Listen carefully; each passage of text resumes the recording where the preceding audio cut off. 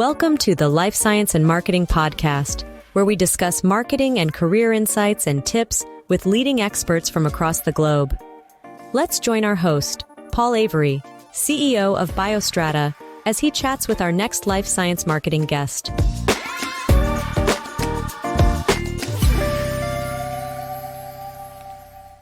Hi everyone, today I am joined by Klaudyna Johnstone. Klaudyna has a strong science background with a degree in genetics from the University of Nottingham and an MRes in biomedicine from UCL. She's held a number of interesting marketing positions in the life sciences, working at companies like Expedeon, Fluidics, Camerus, and these days she plies her trade as marketing director at Source Bioscience. Klaudyna, thanks for joining me today. Hi, Paul. Thank you so much for having me on your show.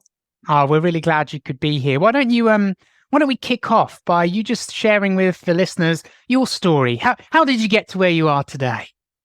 Thanks, Paul. Yeah, I'd love to. It's not something I really get to talk about very often. So I think a logical place to start where it all really began for me was back to 15-year-old me sitting in my science classroom in high school. And to this day, I don't really know if my science teacher was just a little bit tired or not sure, but he popped on a BBC documentary about the Human Genome Project for us.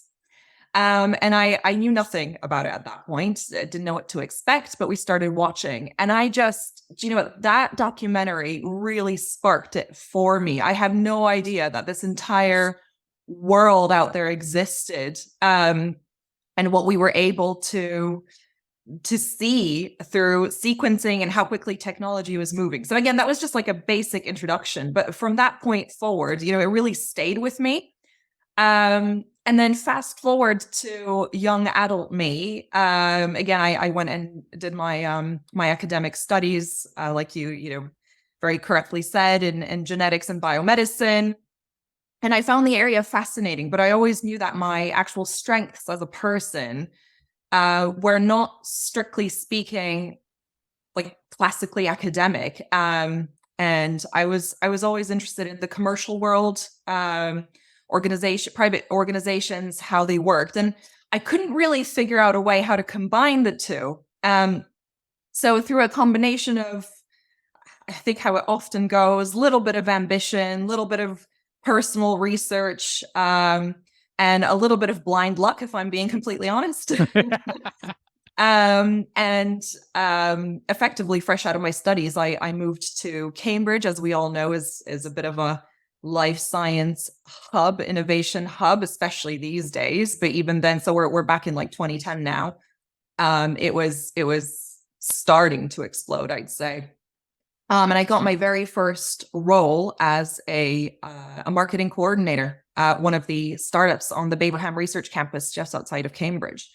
And then it really goes from there, to be honest. I was, again, so a little bit more luck came my way, and I was lucky enough to meet some really talented people that helped guide me, some really excellent mentors that I'm in contact with to this very day. And I never stopped learning.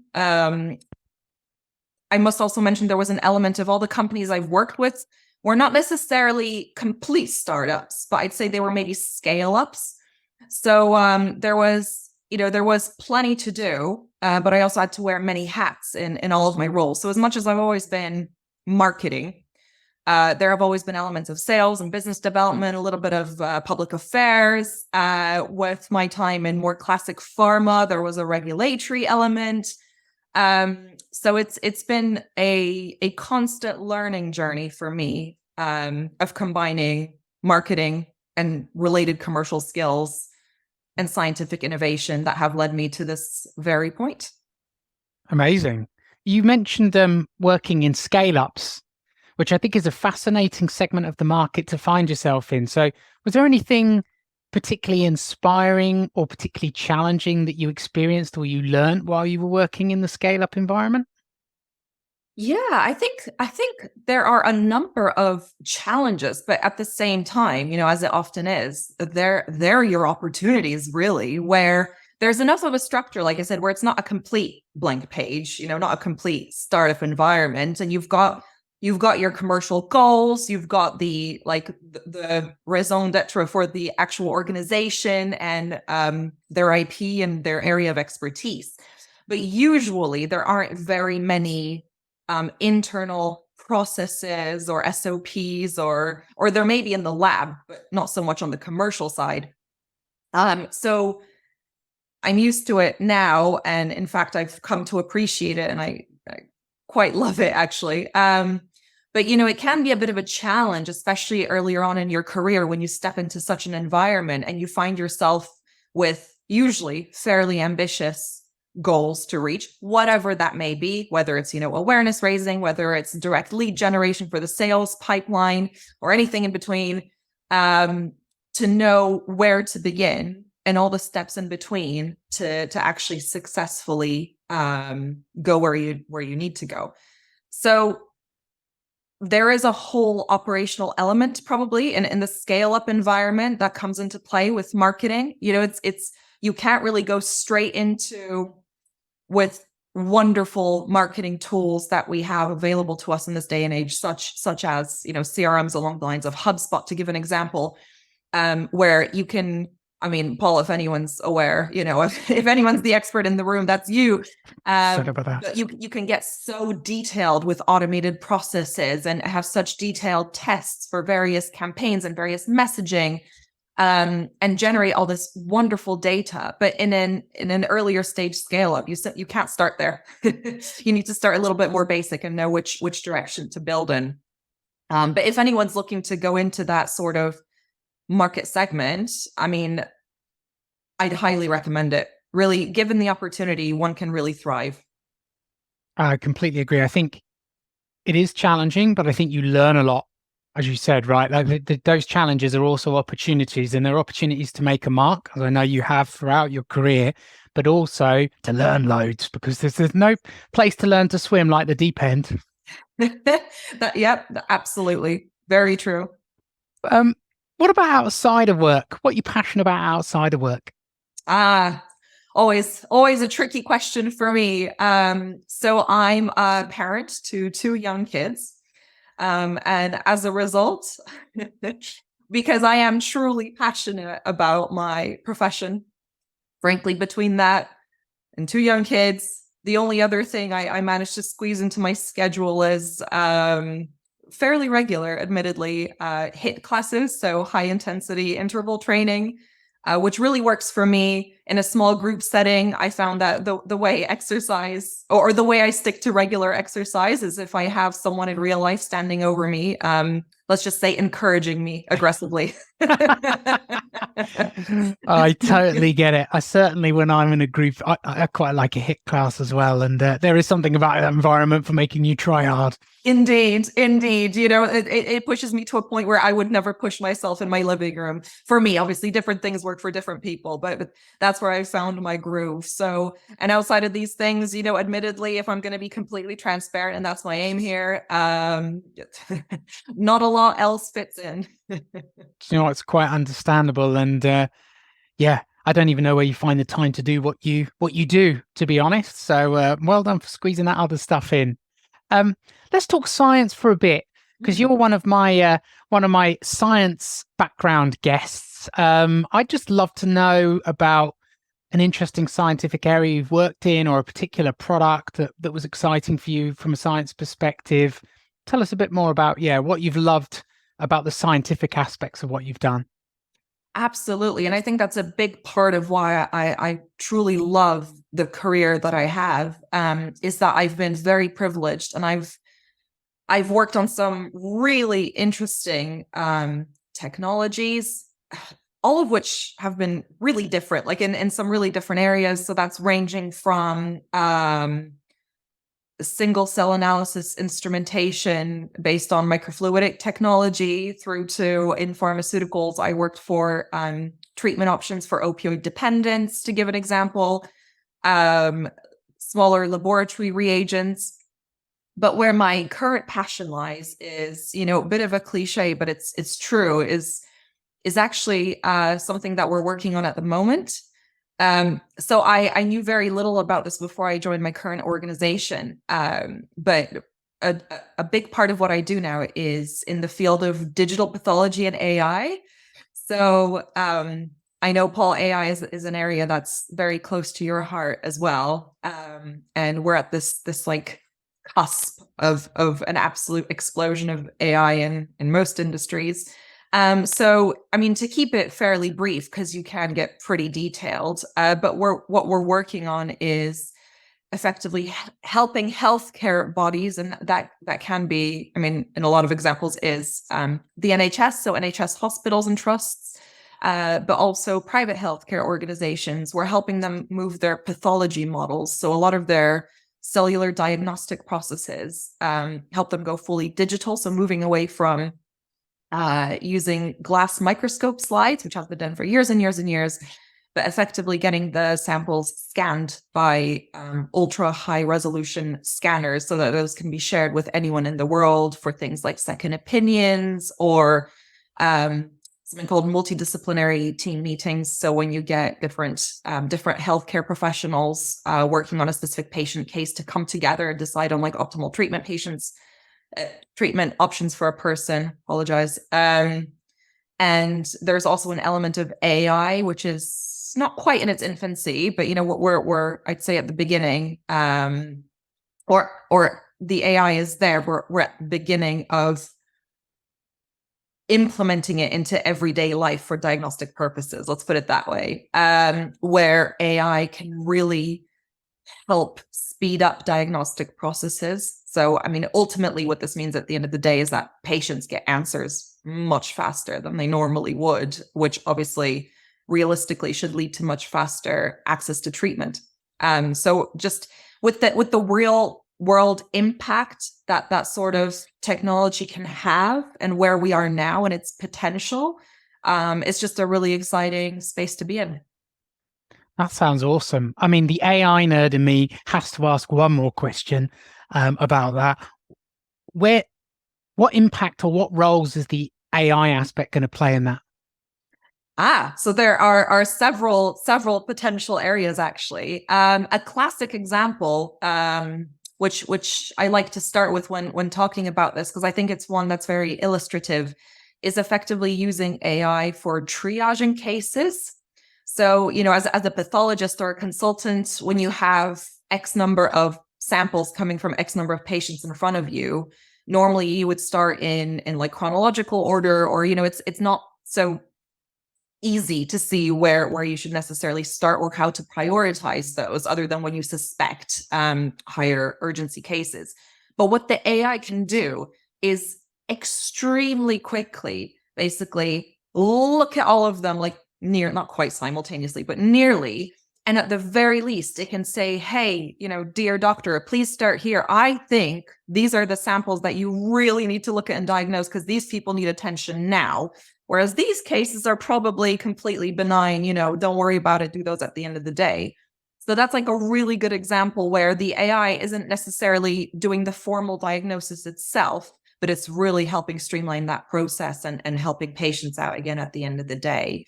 But moving forward, so this is not, just to be absolutely clear, at this point in time in the UK, an AI cannot make a diagnosis alone. I mean, as in from a regulatory perspective, it will try, but it's not a method that's widely adopted. But what we can do is use the AI as like a first port of call, again, where it can, make a recommendation for then an actual human pathologist to verify or comment on. And I mean, there are a few other use cases for the AI, but all of which ultimately leads to speeding up the processes and helping out humans, especially in cases where the NHS workforce is under such pressure.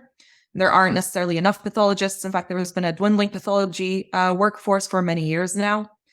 So that's, as in many industries, the AI can step in to help the human aspect out. Fantastic. That sounds so exciting. I'll be watching that area now, I think, to see how those things emerge over time, but it sounds like they're already doing some interesting heavy lifting in terms of triaging and prioritizing, which I didn't know and is fascinating. Indeed. Okay, let's talk marketing for a bit now. I mean, obviously this is one of your passion areas, and we've talked in the past about inbound marketing and other things that we've been excited about together over the years.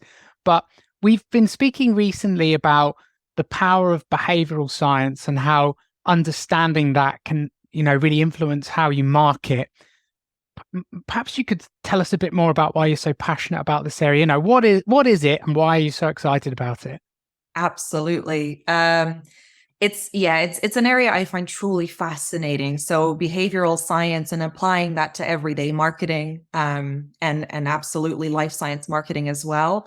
So I suppose looking at it from a very high level, what it is understanding that as much as people, consumers, think they make their everyday choices, very logically, whether to buy new shampoo or, in our case, in the life sciences, whether to outsource a project or buy a certain reagent.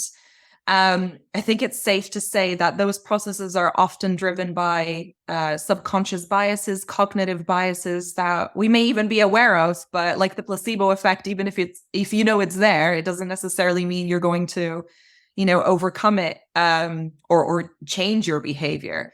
So it's a whole field of study that's absolutely fascinating. And there's a whole host of books and really inspirational thought leaders in the field that, I'd be more than happy to recommend it at any point.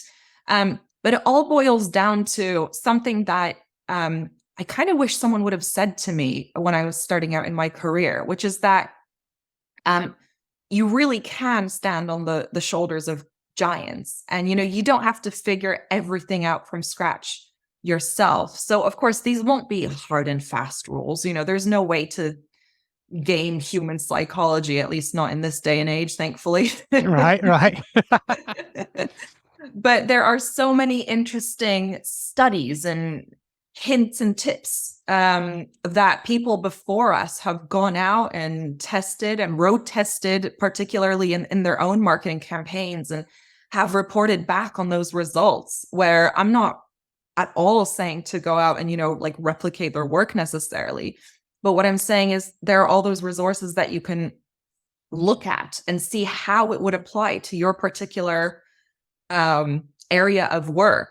So for me, in the life sciences, one of the more challenging aspects is that for a lot of people, a lot of marketers working in life science, they'll be working on like completely novel technologies, whatever they may be, whether it's lab instrumentation, whether it's a new assay, whether it's, I don't know, some kind of diagnostic process, whatever that may be. Chances are the reason they're working for this, cutting edge life science company is because this is the first time anyone's put this sort of approach out in the field.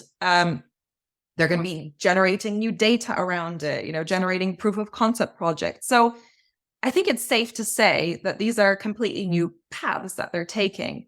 So one of the key challenges there is that conveying or figuring out what the right message is and how to convey it and to what kind of audience and, through what channel and what time. This is like all classic marketing, but it's particularly challenging when it's this niche and what you're conveying is quite complex. So what I like to do is go out and see what people have already tested, what works better in most cases, and apply it to my everyday work. And test it, really. Just test it. Run a campaign, see what works. Don't aim for absolute perfection right off the bat, because there's no such thing and it'll never happen. And I've seen people get tangled up in these spirals, trying to achieve some sort of perfect project before they launch. Yeah, those would be my words of encouragement. Go out there and see what people have already done. Fascinating. Oh, where to start to unpick that? Let's. Can you give me an example of how you've used something that you know or learned about from behavioral science and it impacted a marketing project you were running? Absolutely. So maybe to give, because I realized I talked about some really high level concepts there. So maybe to give a grounding example, it doesn't have to be like a really big complex new layer you add to your everyday work. But a concrete example would be, say, applying it to digital marketing, right? And you want to run some ads. Say these are PPC ads. And you're trying to come up with content for those and how you're going to work your keywords in there, but also make it appealing and encourage people to click on your ad, right? So kind of your everyday basic digital marketing. Now, what you can do is, again, see what others have tried and what that's done to their ads. So to give an example is, using a statement versus using a question and getting your end user to try and engage or with your ad or put themselves into their shoes and see how this is actually going to impact them. So using a question in your ads, like, I'm now trying to think of how to apply it to a specific technological innovation. But let's pick on, I don't know, antibody discovery, right? Right. Fields. So you might ask whether, you might make a statement of, antibody discovery is a very long-winded process. Click here for a new solution. Right. That's quite a, not very original, if I dare say, boring ad where, yeah, I'm sure you'll get some clicks, but you're not really giving anyone like a real reason to click. Right. Versus, uncover what that actual pain point is. Like, say, it's a very long-winded process, for example. So you could rephrase that to say, antibody discovery taking 10 weeks or more, ? Click here to find out how to get it done in 6 weeks. I'm completely making these examples up, of course. But that's why you're a ninja, because basically for our listeners, you just optimized an imaginary campaign in an area that you don't work in real time. So I'm impressed and I appreciate that. So I apologize if that made absolutely no sense. But, no, it was brilliant. It was brilliant. I wish I could do it in real time like that. And it, do you know what it reminds me of? I read a book once called Influence by Robert Cialdini. You know that book? Yes, a brilliant one. I love that book. And in it, there's a story you might remember about, it's an experiment where people are taking a test in a room. There's like 20 people. And then the experimenter start pumping smoke underneath the door. Now, there's actually one test subject in that room and the 19 others are stooges, right? And they all ignore the smoke as it comes in.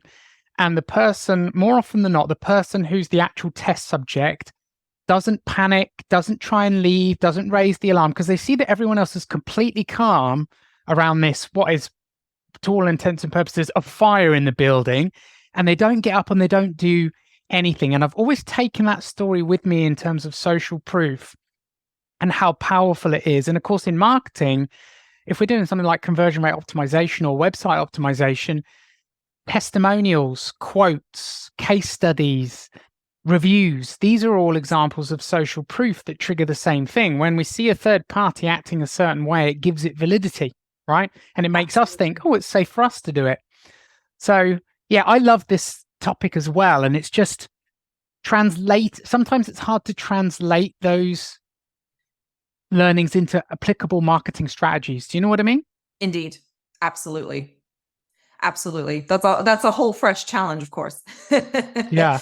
But that's where I would say, how sometimes people say, if you're going to fail fast. Right. So I'm going to add a little verbal asterisk to that and say, within reason. Yeah. Without taking some immense risks to the entire organization, of course. Yeah. But within reason, this is where I'm saying, don't aim for perfection. This is where I would say, because there are so many layers to consider, and how to actually translate this into your own strategies, I'd say, pick a couple and test them. It's not, we know it takes a little bit of fiddling around, for lack of a better, description with your campaigns to put a couple of A/B tests in place, but just test it out. It doesn't have to take a lot of budget, and see what sort of results you're getting, and then tweak it again. And, eventually you'll really start to get that data through where you can see those learnings and applying them to further work to see what works for your particular area, your particular audience. Are there any particular tests that you've run in the past that stick out to you in terms of ones that where you learned something surprising or new? Yeah, to be honest, a very fresh example for a proteomics masterclass we ran very recently, actually. That was a really interesting one for me because it was essentially because proteomics is, again, unsurprisingly in our area, a relatively new field where people want to carry out proteomic studies but don't necessarily know a lot yet about experimental design and how they can apply it to their area. So we brought some thought leaders together. I wanted to run an in-person masterclass on the subject matter. Fine. We placed it in Cambridge, knowing that, again, it's a big hotspot for the area and in terms of the accumulation of researchers. And then, despite our best efforts, we had difficulties with the sign-up rate. So we weren't getting as many signups as we would have liked for a variety of reasons. In fact, actually, the challenge was we were getting a lot of visibility for the masterclass, which we were able to track, but the conversion rate into actual signups on the day wasn't great. So what we did is we postponed it. We took a step back and we went, you know what? We live in a post-COVID world. We're making it hybrid. Right. So, give people the option. They still get access to, the best part, which is the educational content. Now, I'm not going to go into, there are various benefits of attending hybrid versus in person, of course, but just let people choose. We reran that campaign for getting people to sign up for the masterclass. Way better results in terms of signups, very happy with the results. But guess what? We got far more in-person signups than online registrations. And that, in terms of a surprising result, I can't explain that really. That's still one I'm mulling over and digging into because, reasonably, you would think that if people didn't want the time commitment or they weren't able to access the geographical location, etc., we should have seen a far higher rate of signups for hybrid. But indeed, no, it was the opposite effect. Wow. It's very hard to run. One of the challenges with marketing experiments is it's not like a scientific experiment where you can keep all the other variables the same except one, right? In real life, maybe it was the date being on a different date made it better, but I'm guessing from what you could see, at least, there was no other major variable change that suddenly triggered a deluge of interest. It was really this giving people the option that then somehow drove that much more interest and then got more commitment. That's right. And you know what? I agree with you. There's no way we can just test the one variable. So it could have been down to something else, entirely. To our knowledge, everything else was the same. So we both sponsor and run our own events very regularly, so we're used to avoiding things like half term and major holidays and other major industry conferences that we're aware of, etc. for all of those reasons. But yeah, to my knowledge and understanding, there were no other major differences, but there is something about giving people that flexibility and that choice, like putting the power back in their hands to see what's going to work best for them. That seems to generally drive better conversions. That is such a good story and such a good example.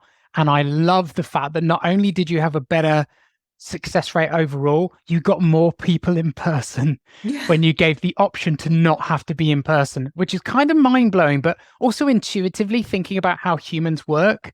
In a weird way, it almost doesn't surprise me, but only in hindsight, right? Yes, absolutely. No, I see your points. As a result, we've got some good experience now with running hybrid events, which again is I think a lot of people would agree is the way forward, right? So we all learned how much you can do online in COVID, but at the same time, there is another layer, especially for things like educational whatever get-togethers or workshops or user groups. There is like another dimension you get when you're able to do it face to face and really discuss with people in the room.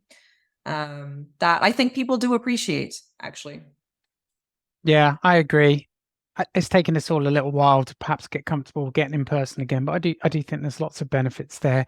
Well, that's a really great project. That sounds awesome, and hopefully it doesn't trump my next question too much. Because what I was going to ask you is, what's been your favorite campaign or strategy or tactic that you've ever implemented, and why? Yes. So, recently, actually, one campaign that has been pretty new to me is looking at geographical expansions. So taking a service that we're already, so this is my current organization, by the way, and taking a service that we're well known for, has been established for actually nearly like 20 years, and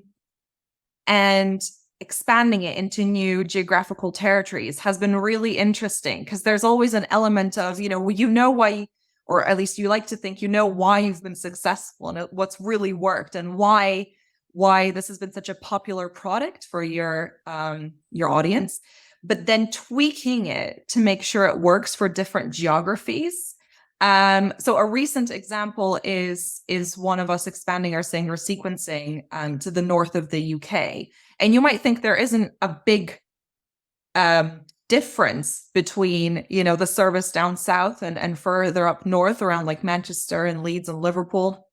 But actually there is still, there are still different messages that you really need to tweak that are quite subtle for the audience, which I really like really getting into the subtleties of why that's actually good for them. Nothing's changing for them except for basically direct benefits, which is why we've done this, why the organization's invested in expanding out that way. But to give maybe a more extreme example of that, in my previous organization, I worked across different countries as well.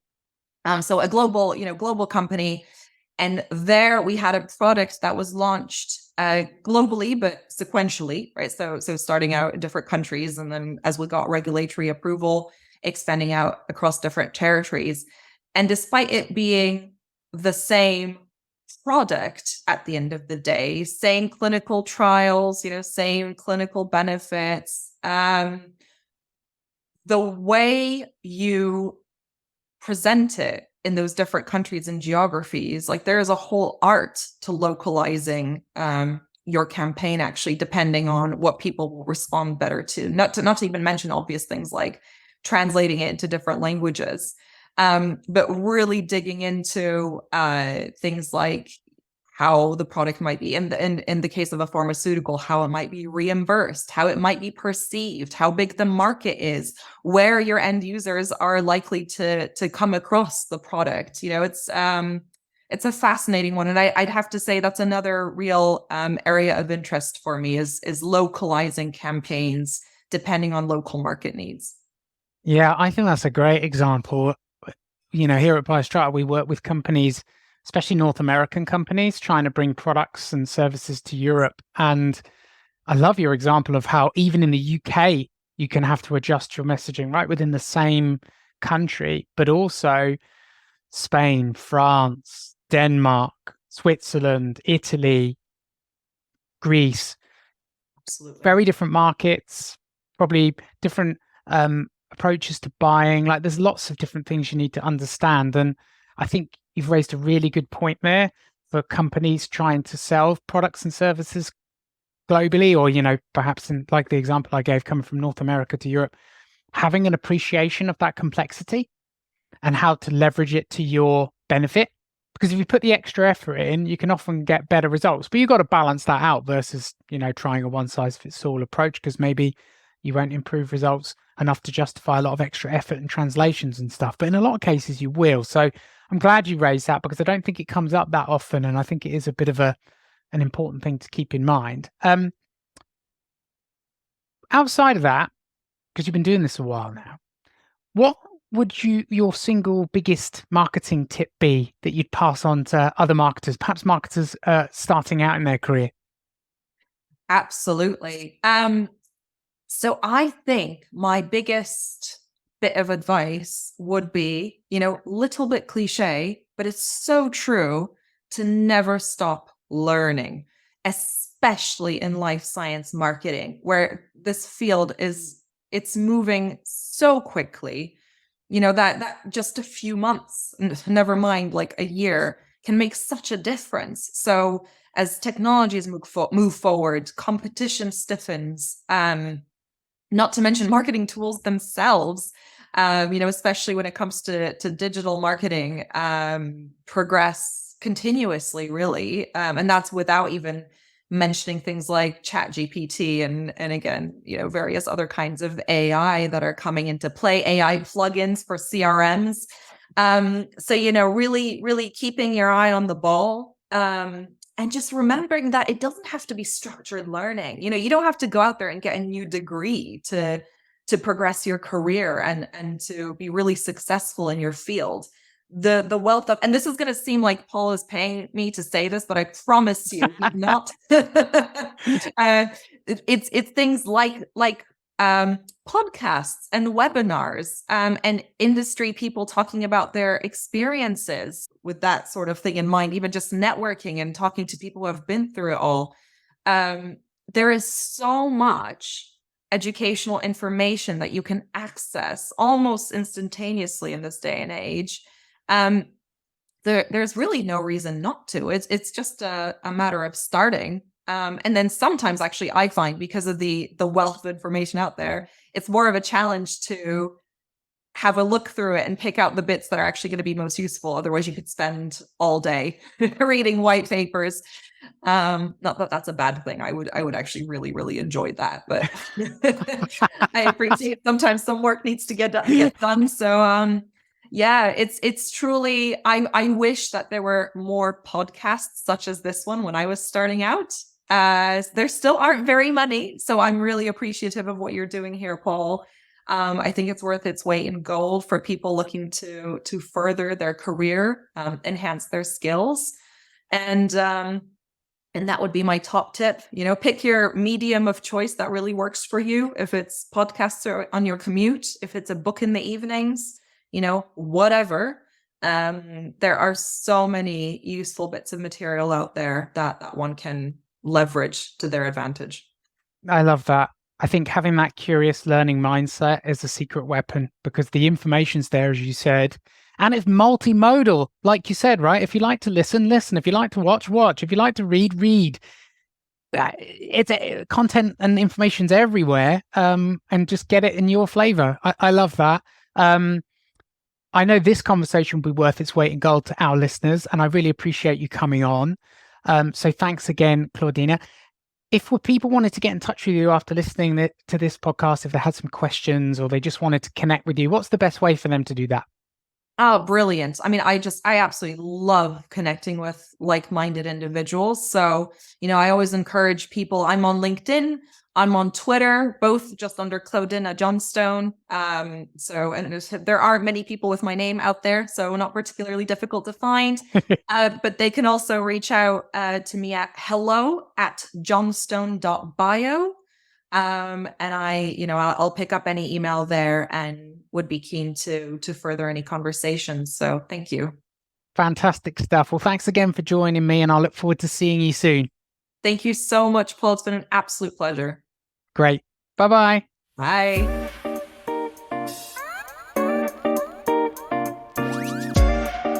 Thank you for listening to the Life Science and Marketing Podcast. For your regular dose of cutting-edge life science marketing insights, don't forget to subscribe. Join us again in 2 weeks for another engaging expert discussion.